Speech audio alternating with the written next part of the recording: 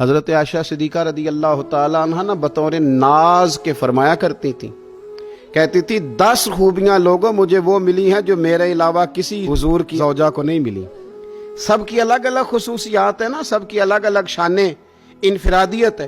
فرماتی تھی 10 چیزیں مجھے ایسی ملی ہیں جو میرے علاوہ کسی کو نہیں ملی۔ اماں جی وہ کون سی؟ تو فرمانے لگی میرے علاوہ حضور نے کسی کنواری عورت سے نکاح نہیں کیا۔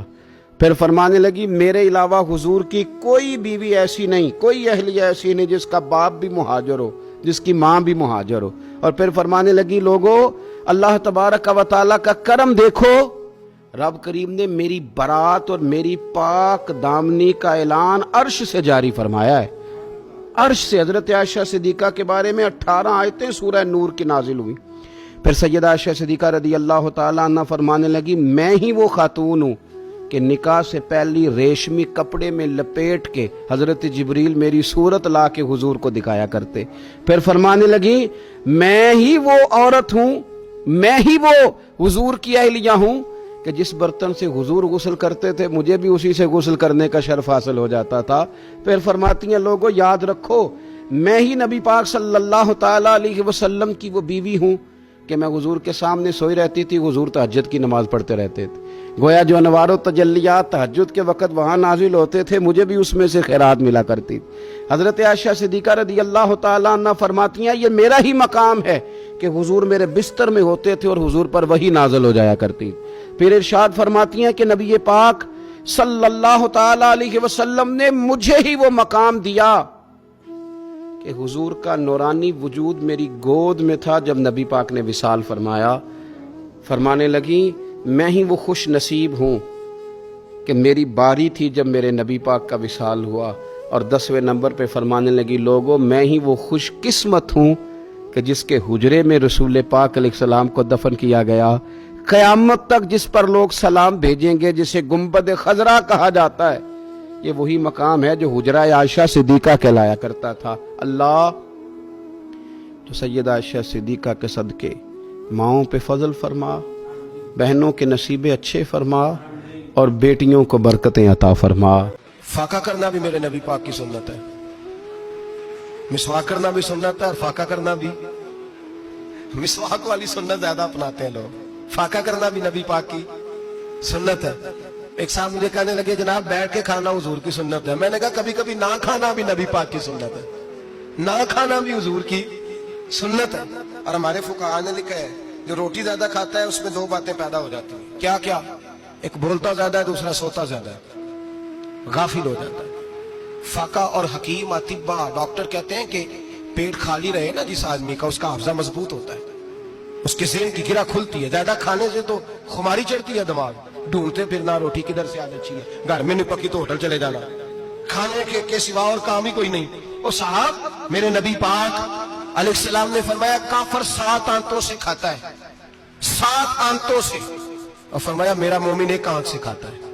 اس کے وجود میں کھانے والی 1 آنت ہے، کافر 7 آنتوں سے کھاتا ہے۔ فاقہ کشی سے نورانیت پیدا ہوتا ہے، کم کھانا۔ لیکن نا نبی پاک صلی اللہ علیہ وسلم نے اللہ سے فاقہ مانگ کے لیا ہے، یا اللہ 1 وقت روٹی دے 1 وقت کا فاقہ دے، مانگ کے لیا ہے نبی پاک نے، مانگ کے۔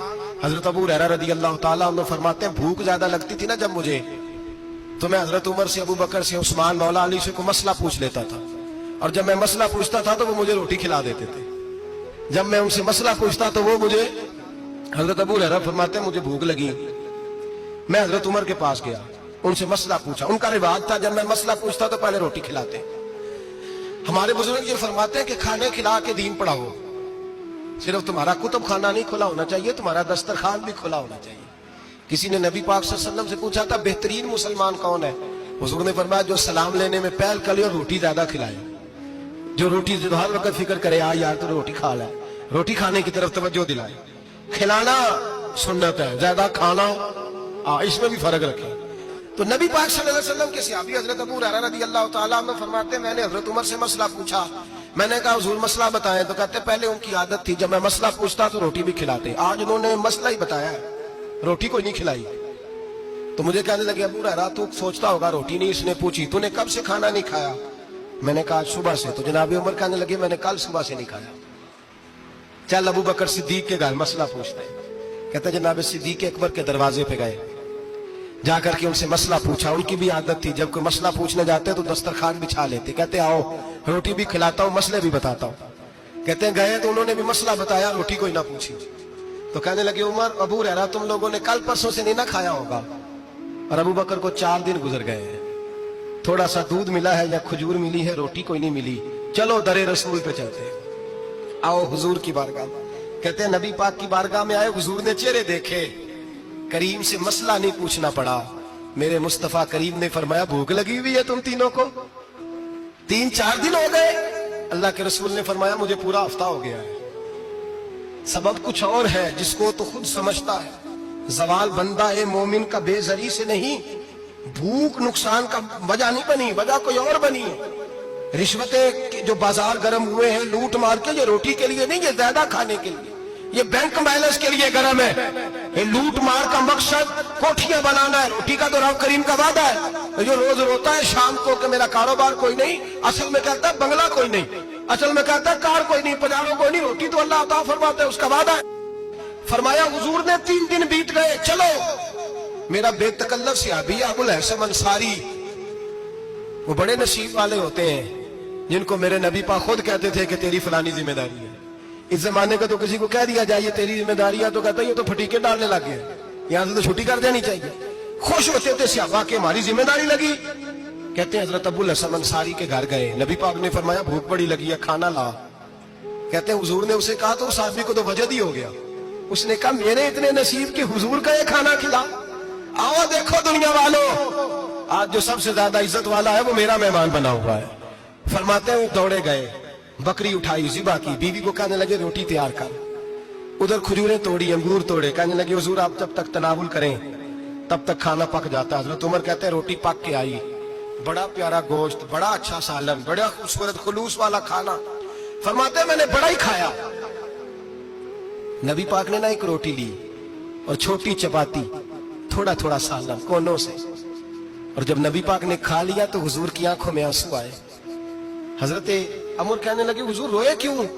नबी पाक ने फरमाया सोचता हूँ 7 दिन के फाके के बाद खाया है, पर डरता हूँ रब इसका हिसाब पूछेगा तो जवाब कैसे देना है, इसका हिसाब भी तो देना है ना जो खाया है। तो हजरत उमर फारूक के हाथ में कुछ चीज थी, जोर से जमीन पे मारी, का महबूबा 7 दिन के बाद भी रोटी खाए तो हिसाब देना है। नबी पाक फरमाने लगे उमर वो मालिक है ना, तो जब देता है तो हिसाब नहीं ले सकता, हिसाब तो देना है, हिसाब तो देना है, तैयारी रखो। सहाबा किराम फरमाते हमने इरादा किया कि आज के बाद हम फिर फाके करेंगे, कम खाएंगे, इसलिए कि हिसाब देना है। मैंने देखा है, मैंने बुजुर्गों को देखा है, ज़ईफ लोगों को देखा है, कमजोर लोगों को देखा है, मैंने देखा है रोजे रखते हुए, मजदूरों को देखा है रोजे रखते हुए। मैं अपने अब्बा जी को कहता अब्बा जी इतनी सख्त गर्मी और मजदूरी आप करते और मजदूरी के आलम में रोजा रखते, तो कहते पुत्र रोजा की आंदा है, रोजा कदों को जांदा है, रोजा अपनी जगह ते वे मजदूरी अपनी जगह होते। और कई दफा मैनू फरमान लगे मैनू यार समझ कोई नहीं लगती, पता नहीं रोजिया चला ताकत कितों दे छड़दा है, इन्नी ज्यादा काम भी ज्यादा करीदा है ते रोजा भी भाई सौम तसखु मेरे मुस्तफा ने फरमाया तो रोजा रख, अल्लाह तुझे सेहत अता फरमा देगा। रब ताला तुझे, यहाँ होटल खुले हुए हैं, यहाँ अजीब हालात है, होटल खुले हुए हैं, लोग बहाने ढूंढते फिरते हैं, कहते हैं कट लग गया था जरा, थोड़ा सा खून निकल आया, सनी प्लास लगाई है तो रोजा नहीं रखा, ये जरा मुझे थोड़ी दिक्कत हो गया तो मैंने रोजा नहीं रखा, खांसी लग गई है तो रोजा नहीं रखा। ओ खुदा के बंदे, रोजा तो नेमत है। और सुभान अल्लाह, मेरे नबी पाक ने फरमाया लिकुल्ल शैइन ज़कात व ज़कातुल जसद सौम, फरमाया हर शय की ज़कात होती है, वजूद की ज़कात रोजा है। रोजे रखो जिस्म की ज़कात निकल जाएगी।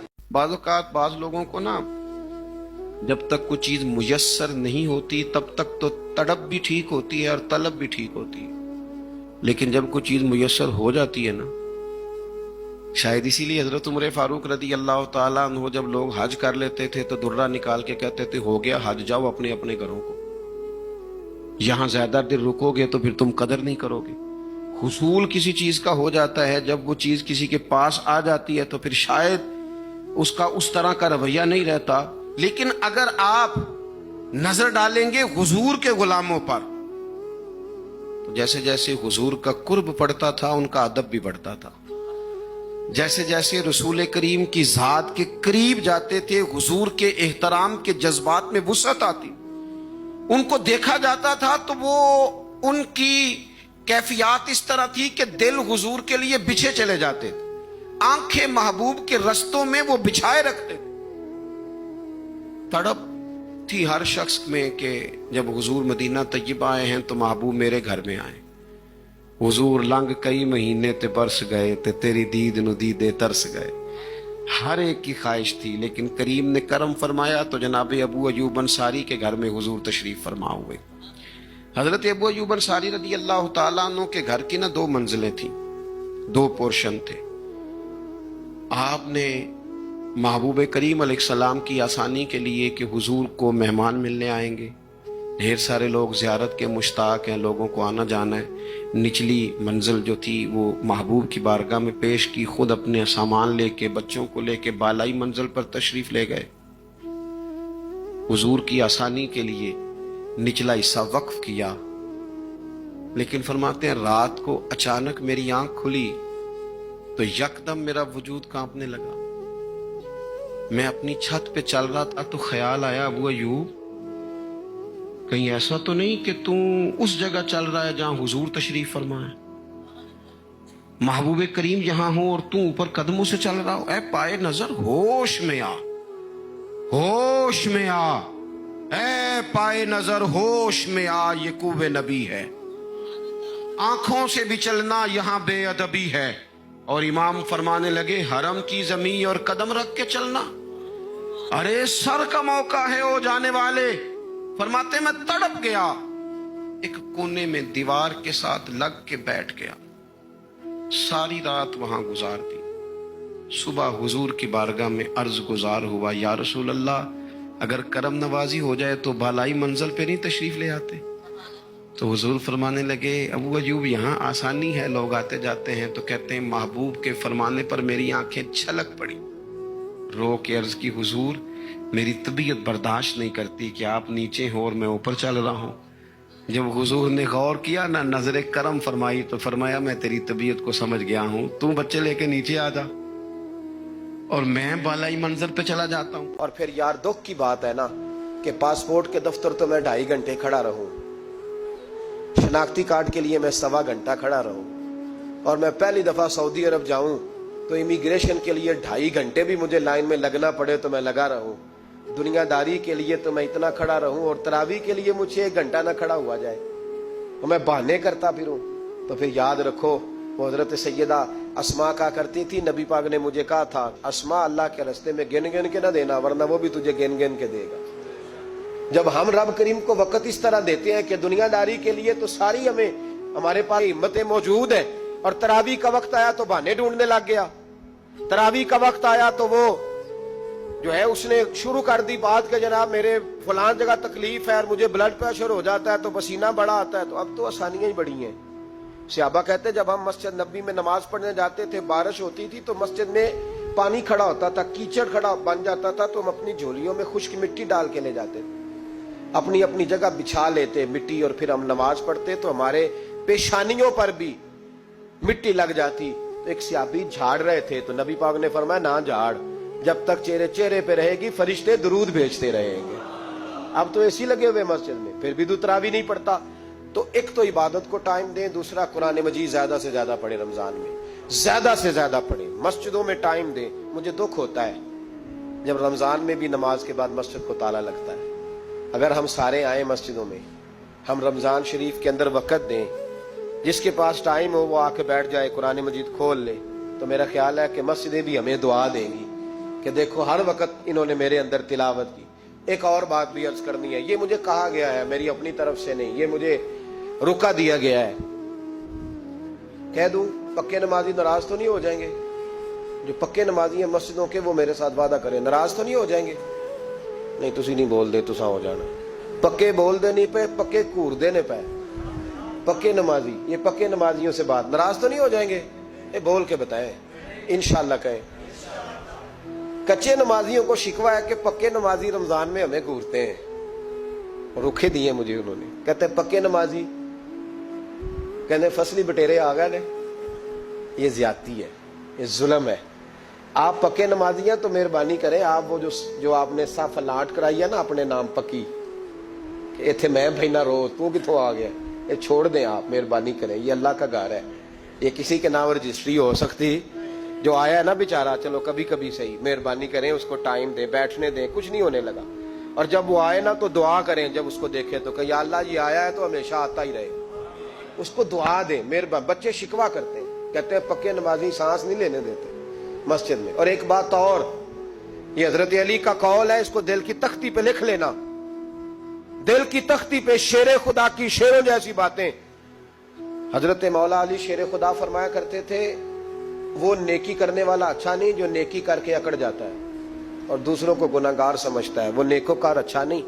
فرمایا کرتے تھے اس سے وہ گناہگار اچھا ہے جو گناہ کر کے کم از کم شرمندہ تو ہوتا ہے نا. فرماتے ہیں جو گناہ کر کے شرمندہ ہو وہ زیادہ اچھا ہے اس سے جو نیکی کر کے اکڑ جائے.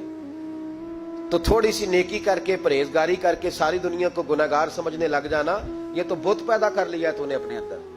اس بت کو توڑ دے, پتہ نہیں کون کب آئے اور اللہ کا ولی بن جائے. کوئی آیا لے کے چلا گیا, کوئی عمر بھر بھی نہ پا سکا. میرے مولا تجھ سے گلا نہیں, یہ تو اپنا اپنا نصیب ہے. تو مہربانی کریں پکے نمازی, تھوڑی شفقت کریں. یہ میں سب سے نہیں کہہ رہا, جو گھورتے ہیں صرف ان سے کہہ رہا ہوں. کچھ پکے نمازی ہیں تو الحمدللہ دل کے بھی بڑے پکے ہیں, سوچ کے بھی بڑے پکے, اچھے ہیں, خوبصورت لوگ. لیکن کچھ ایسے لوگ ہیں, ہمارے شہر کے ایک ڈاکٹر صاحب ہیں, میں نے کہا آپ نماز مسجد میں پڑھا کریں.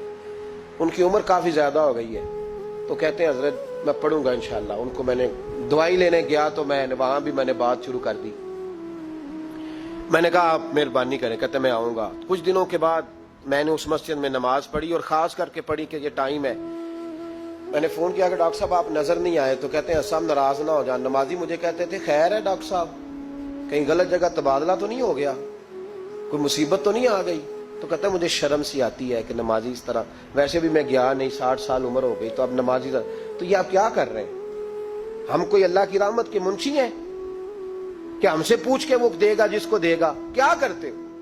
او بھائی, حضرت باجدید بستامی رحمت اللہ تعالی علیہ جیسے لوگ کہا کرتے تھے جنہوں نے ساری زندگی جھوٹ نہیں بولا, حرام نہیں کھایا.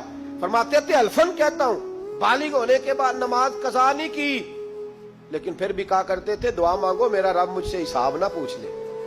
حساب والا نہیں ہوں میں, درگزر والا ہوں.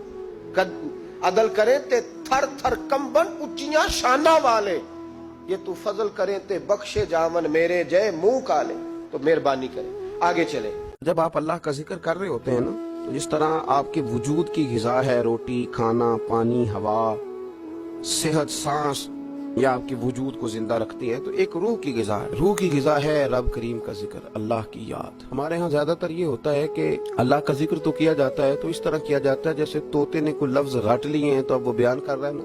ہمارے صوفیاء نے, بزرگوں نے لکھا ہے کہ وہ جو کہا گیا کہ الا بذکر اللہ تطمئن القلوب, یاد رکھو اللہ کے ذکر میں دلوں کا چین ہے. تو بعض لوگ کہتے ہیں میں تو بڑی تسبیح پڑھتا ہوں پھر بھی بے سکون رہتا ہوں.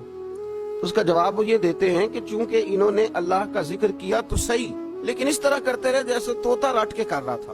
اگر غور کرتے اس بات پر, توجہ دیتے اس بات پر, اگر ان کا یہ ایک ذہن بن جاتا کہ میں بھلا کیا کہہ رہا ہوں, جب ان کی زبان سے نکلتا سبحان اللہ, تو پھر غور کرتے کہ میں نے یہ کہا ہے کہ اللہ پاک ہے, اللہ پاک.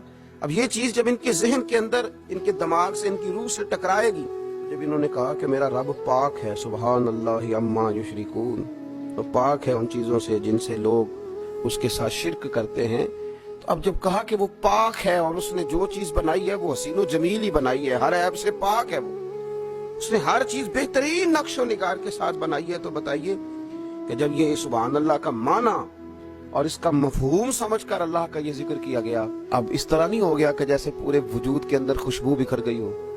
اب یوں نہیں محسوس ہو گیا کہ جیسے بالکل ساری طبیعت ٹھنڈی اور پھولوں کی طرح ہو گئی.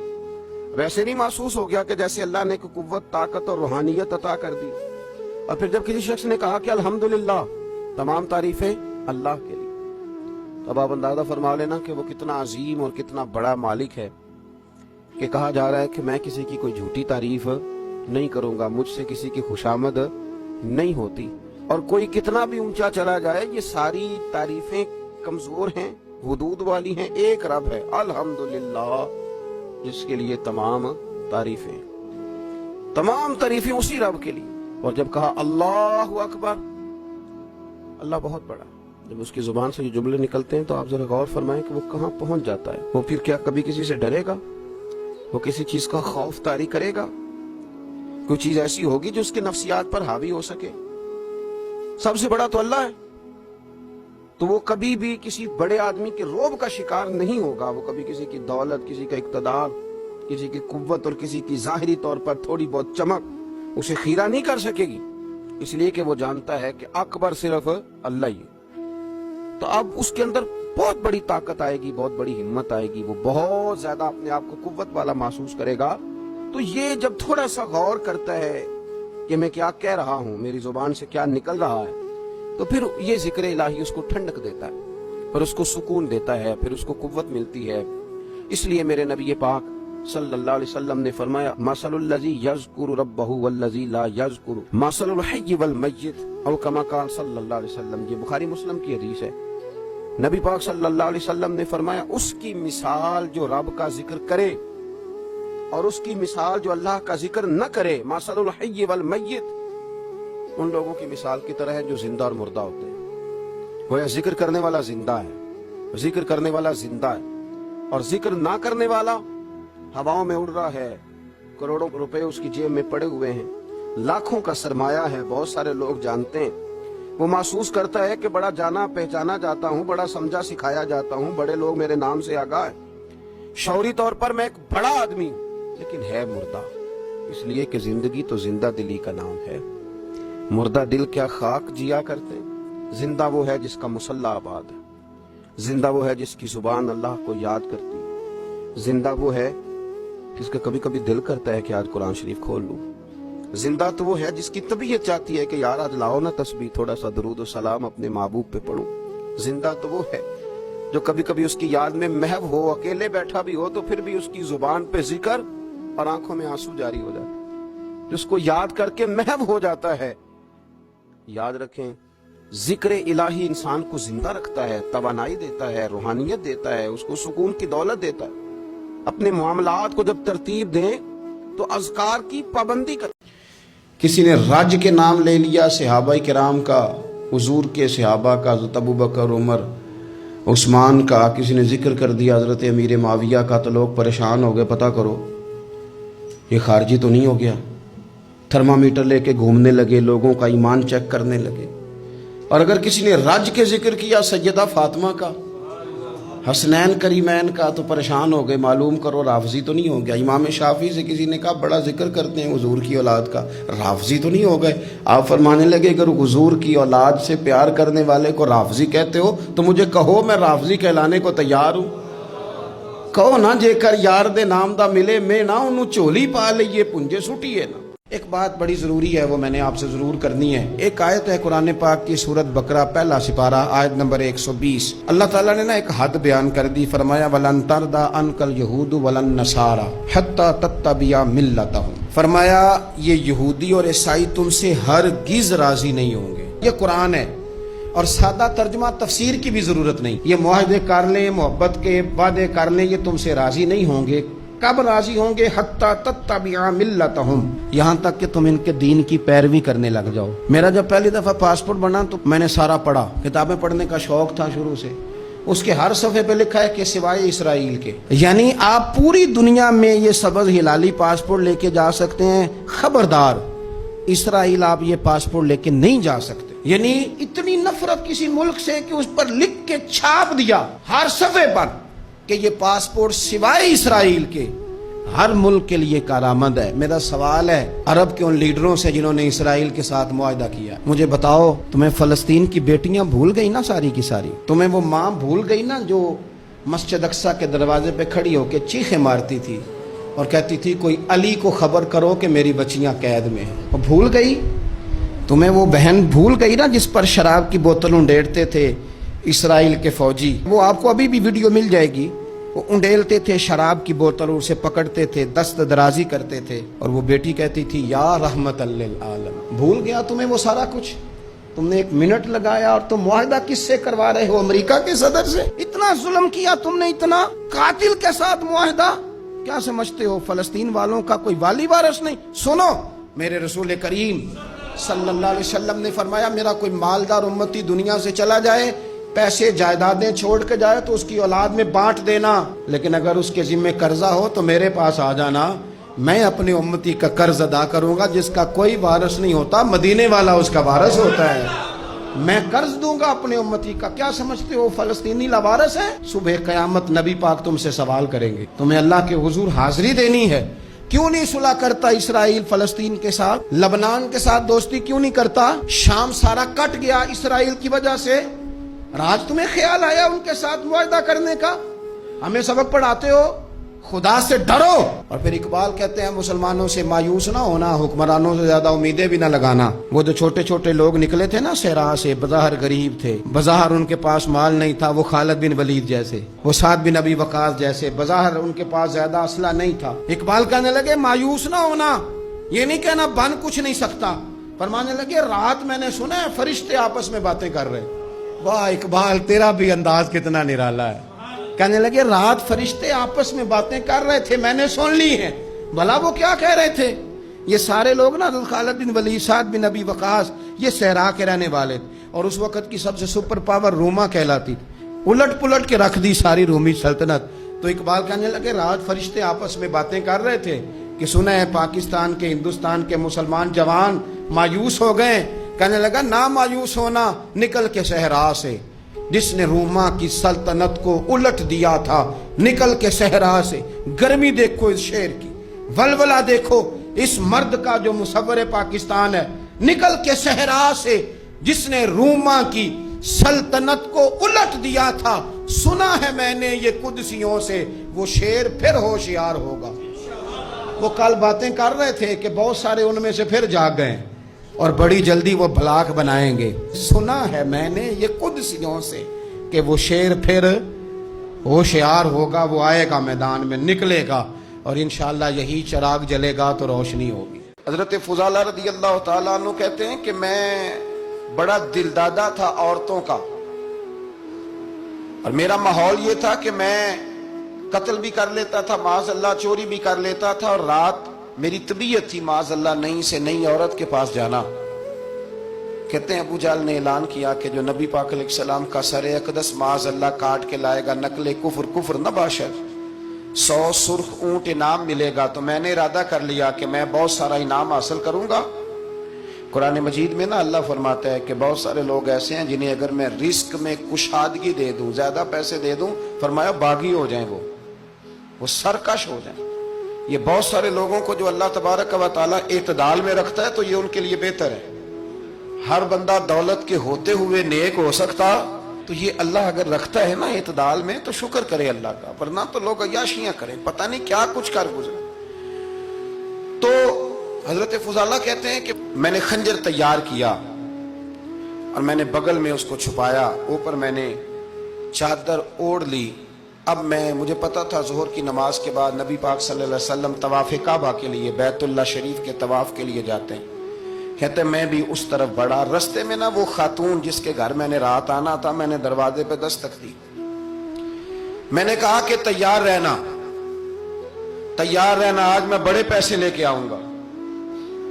اسے میں نے یہ کہا اور پھر میں چلا گیا بیت اللہ شریف کا طواف کرنے۔ کہتے ہیں اللہ کے محبوب بھی طواف کر رہے تھے تو میں نے بھی طواف شروع کر دیا۔ ارادہ یہ تھا کہ جہاں نبی پاک علیہ السلام میرے قریب سے گزریں گے تو موقع پا کر میں حضور کے جسم اقدس پر خنجر کھونپ دوں گا اور معاذ اللہ شہید کر دوں گا۔ کہتے ہیں حضور ایک دفعہ بھی میرے پاس سے گزرے تو میں ہمت نہ کر سکا، دوسری دفعہ بھی پاس سے گزرے تو میں ہمت نہ کر سکا، تیسری دفعہ بھی گزرے تو میں ہمت، نبی کریم صلی اللہ علیہ وسلم 2-3 دفعہ گزرے تو فرماتے ہیں کہ مجھے موقع نہ ملا، اس لیے کہ حضور فرماتے ہیں اللہ نے روب کے ساتھ میری مدد فرمائی، دشمن پر میرا روب طاری ہو جاتا ہے۔ فرماتے ہیں جب چکر پورے ہو گئے تو محبوب کریم نہ چھٹے چکر پہ فرمانے لگے فضالہ چکر ایک رہ گیا ہے، بے خبر ہو جو غلاموں سے وہ آقا کیا ہے، ایک پھیرا رہ گیا ہے۔ کہتے ہیں طواف مکمل ہو گیا تو محبوب میرے قریب آئے، فرمایا وہ کام کرتے کیوں نہیں جس کے لیے آئے تھے؟ میں نے عرض کی یا رسول اللہ کون سا کام، کیسا کام؟ اندر تو چور تھا نا، बांझ फकीरों किसे नहीं मारिया, ए होई चोर अंदर दा। अंदर चोर था ना। कहते हैं हुजूर ने मुझे कंधे से पकड़ के हिलाया, फरमाया करते क्यों नहीं? जब हुजूर ने हिलाया तो वो खंजर भी पैरों में गिरा और मैं भी रसूलुल्लाह के पैरों में गिर गया। मैंने कहा हुजूर मुझे कलमा पढ़ा दें। कहते हैं हुजूर ने पहले मेरे दिल पे दस्ते मुबारक फेरा, फिर मेरे नबी ने मुझे कलमा पढ़ा दिया। अब ना मुरीद होने वाला कहता है कि जी आहिस्ता आहिस्ता मैं ठीक हो जाऊंगा। अब वो आहिस्ता आहिस्ता का क्या तर्जुमा है ये बिल्कुल समझ नहीं आती। भाई किसी बंदे से 5 लाख रुपया लेना है तो उससे वो कहता है जी मैं आहिस्ता आहिस्ता दूंगा, 500 रुपया दे दिया करूंगा रोज का, तो कहते हैं मेरी रकम खराब होती है, पूरे दो। और नेकी की बात जब आती है तो कहते हैं हजरत साहब दीन इतना सख्त नहीं है, मैं आहिस्ता आहिस्ता ठीक हो जाऊंगा। अब मैं मगरिब इशा पढ़नी शुरू कर दी है मैंने, अब मैं तस्बीह ले ली है, कल मैंने भी आहिस्ता आहिस्ता मैं ठीक हो जाऊं। यानी रकम लेनी हो तो वो आहिस्ता आहिस्ता कबूल नहीं है। लेकिन और मकान की रजिस्ट्री अगर करानी हो तो मालिक मकान कहेगा आहिस्ता आहिस्ता करा लो। कहते हैं पैसे पूरे दिए, सवेरे चल और बयान दे। ये क्या बात हुई? यहां ये जो हमारा माहौल था ना, कर लेंगे हो जाएगा, यकीन करें लोग कब्रों में चले गए हैं पर मस्जिदों में नहीं आए। हर काम से लोग रिटायर हुए पर गुनाहों से रिटायर नहीं हुए। आखिर तक तबाही उतर गई लेकिन लोग बदलने को तैयार ना हुए। हजरत फुजाला कहते हैं अभी मैंने कलमा पढ़ा, अभी मैं वापस आया, रास्ते में वो बीबी खड़ी थी। कहते हैं मैं वो शख्स था कि औरतें मरती थी मेरे ऊपर और किसी की जुर्रत थी कि वो आए बाएं शाएं करे, लेकिन फरमाते हैं मैं बीबी के पास से गुजर गया। पहले तो उसका ख्याल था रुकेगा, लेकिन जब मैं रुका ना तो दरवाजे पे आई, और जब मैं गुजर गया तो उसने आवाज दी, लेकिन मैंने सुनी अनसुनी कर दी। जब आगे बढ़ा तो मेरे पीछे दौड़ी। फरमाते मुझे पकड़ के कहने लगी फुजाला तुझे क्या हुआ, तू वही नहीं जो यहां से गया था? आप फरमाते मैं कभी नहीं रोया था, मैं कभी नहीं रोया था। और जब कहा ना तो वही नहीं, कहते मैंने सर उठाया तो मेरी आंखों में आंसू थे। मैंने कहा मैं जो गया था वो नहीं हूं, अब तो मैं मोहम्मद अरबी का गुलाम बन गया, अब मैं वो नहीं हूं। अब नहीं हो सकता कि कोई मेरी नजर मैली हो जाए, ये कैसे मुमकिन? अल्लाह के प्यारे रसूल अलैहिस्सलाम हमेशा इतिकाफ करते। और हजरत अता बिन रिबा रदी अल्लाह ताला अन्हु कैसी खूबसूरत बात इरशाद फरमाते हैं, फरमाते हैं मोतकीफ तो उस आदमी की तरह है जैसे किसी बंदे को किसी के साथ कोई काम पड़ जाए ना तो वो जाके उसके दरवाजे पर बैठ जाता है कि जब तक मेरा काम होगा नहीं मैं जाऊंगा नहीं। फरमाते हैं ये इतिकाफ वाला भी आके रब करीम के घर बैठ गया है कि जब तक तू माफ नहीं करेगा मैं जाऊंगा नहीं, जब तक तू बख्शिश नहीं करेगा मैं इस दरवाजे से हटूंगा नहीं। हजरत इब्ने अब्बास रदी अल्लाह ताला अन्हो नबी पाक अलैहिस्सलाम के रोज़ा अनवर की तरफ इशारा करके कहा करते थे ज्यादा देर नहीं हुई, इशारा करके कहते थे ज्यादा देर नहीं हुई, इस रोज़ा मुबारक में आराम फरमा।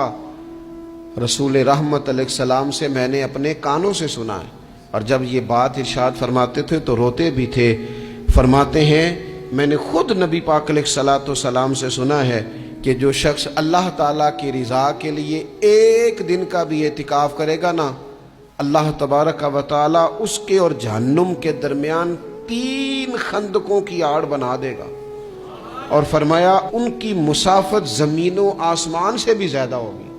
ये 3 खंदकें इतनी बड़ी जिनकी चौड़ाई ज़मीन आसमान से भी ज़्यादा होगी। एक दिन इतिकाफ कर ले तो अल्लाह उस बंदे को दोज़ख से इतना दूर फरमा देगा। हज़रत उमर फारूक रदी अल्लाह ताला अन्हु के बारे में इमाम इब्ने जौज़ी ने लिखा है कि रात को ना घर के अंदर बैठे बैठे अचानक रो पड़े हजरत उमर।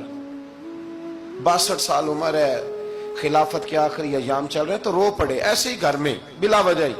आपकी अहलिया ने ज़ौजा ने बेटे को उठाया, फरमाया पता करो तुम्हारे बाप को क्या मसला है, कहीं कोई तकलीफ तो नहीं, दर्द तो नहीं, साहबजादे आए? अब्बा जी क्या बात है? फरमाया अम्मा को बुलाओ।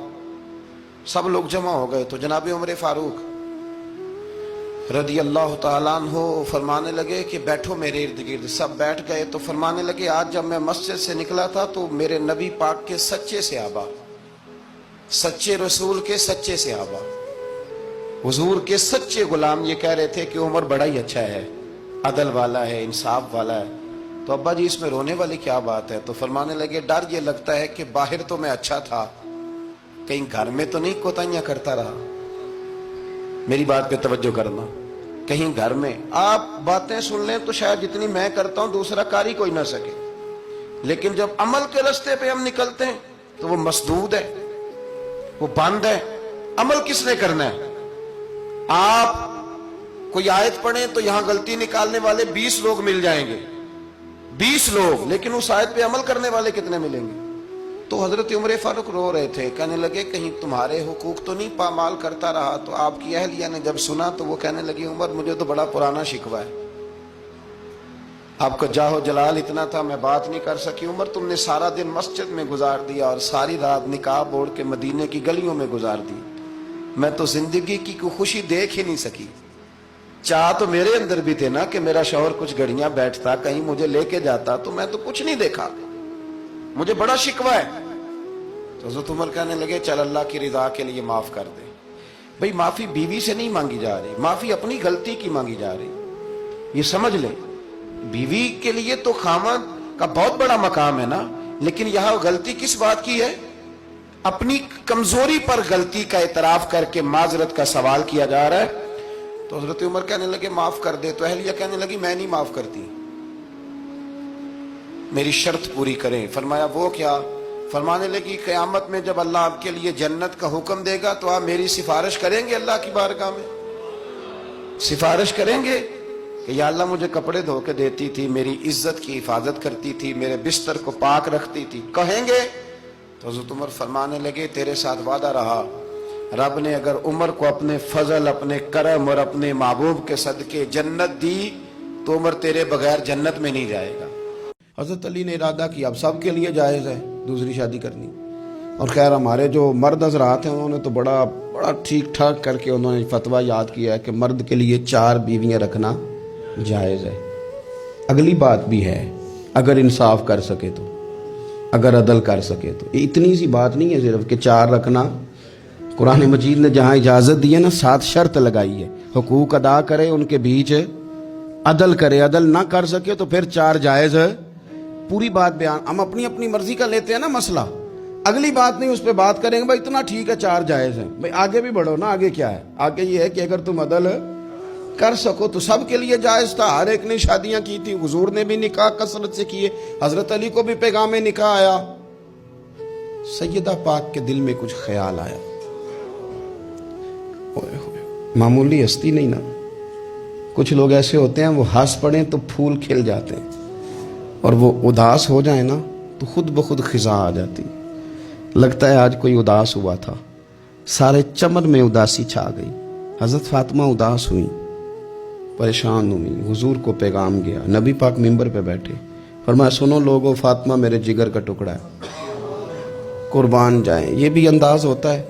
فرمایا یہ میرے جگر کا ٹکڑا ہے, جس نے اسے ناراض کیا اس نے مجھے ناراض کیا, جس نے اسے راضی کیا اس نے مجھے راضی کیا. پاک رسول کی پاک بیٹی, عزت والے نبی کی عزت والی, شانوں والے رسول کی شانوں, وہ جس نے معزز کیا گھرانے کو, اور حسین پال کے جس نے دیا زمانے کو. حضرت علی شیر خدا رضی اللہ تعالیٰ عنہ کہتے ہیں میں حاضر بارگاہ ہوا, حضور آپ جیسے حکم کریں. تو حضور نے فرمایا سب کے لیے جائز ہے دوسرا نکاح کرنا, پر جب تک میری بیٹی موجود ہے علی تیرے لیے جائز نہیں, تو نہیں کر سکتا دوسرا نکاح. یہ اعزاز ہے سیدہ فاطمہ کا, یہ اعزاز ہے.